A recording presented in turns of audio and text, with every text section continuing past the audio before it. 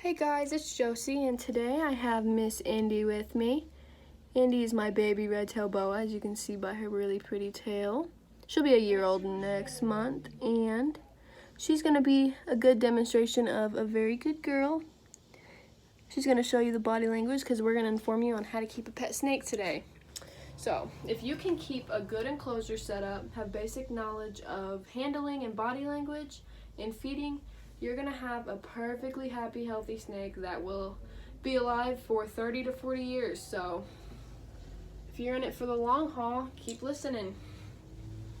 For enclosure setup, you're going to want a tank that is as long or longer than them fully stretched out. She's a little girl, so her tank is only about 20 gallons long, but it's long enough for her to stretch out. You're going to want to hide in your tank for them to have a little secure spot, where they know that they're not going to be bothered. Reptile Magazine says that their heat does not need to fall below 75 degrees. So her cool side is 78 to 80 degrees, and her hot side is 85 to 90 degrees. So by cool side and hot side, I mean when you heat your tank with either an underheat mat or an overhead lamp, you're only going to heat on one side because they thermoregulate their body heat. They will move from the warm side to the cool side depending upon how they feel. For substrate, you're going to want mulch or aspen.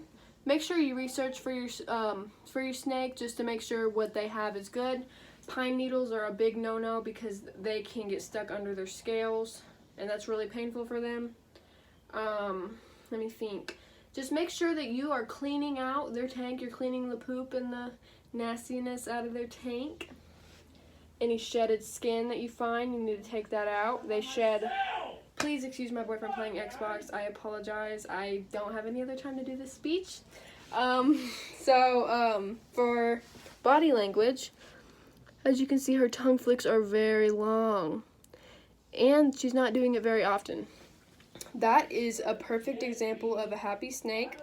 She is very content.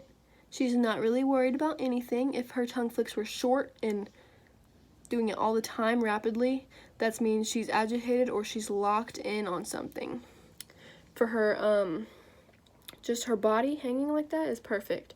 If her body was in an S position like this, she would be in a position to strike, which that Reptelligence says that there's no such thing as a defensive snake, only an aggressive snake. I got that mixed up. There is no such thing as an aggressive snake, only a defensive snake, and I totally agree with that because nothing has happened to me without fair warning, or at least letting me know what's going on. So, she's not very vocal either, so she's not hissing or anything. She's just being a perfect example of very content. She is not stressed out. She's been out for about 30 minutes and she's still acting perfect. So, as you can see, her colors are very bright. She's not going into shed just yet. She'll shed probably next month. She's a little girl, so when they're shedding, just make sure that you're not bothering them very much. They don't have the best eyesight when they're shedding either, so they're very vulnerable and up to get stressed out, so just don't mess with them.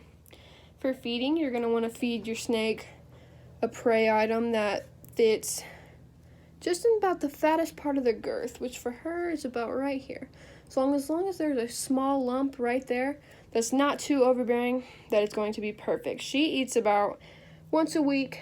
Older snakes can go 2 weeks to a month without eating, and that's perfect for them. She's still growing, so she eats more than everybody else. You should not mess with them 24 to 72 hours after you feed them, just so they don't regurgitate, because that's not pretty. You should always feed them with tongs. That way you don't get a hand nipped. You need to thaw your rat out, make sure it's squishy enough. If you feed live, just make sure that rat does not bite them.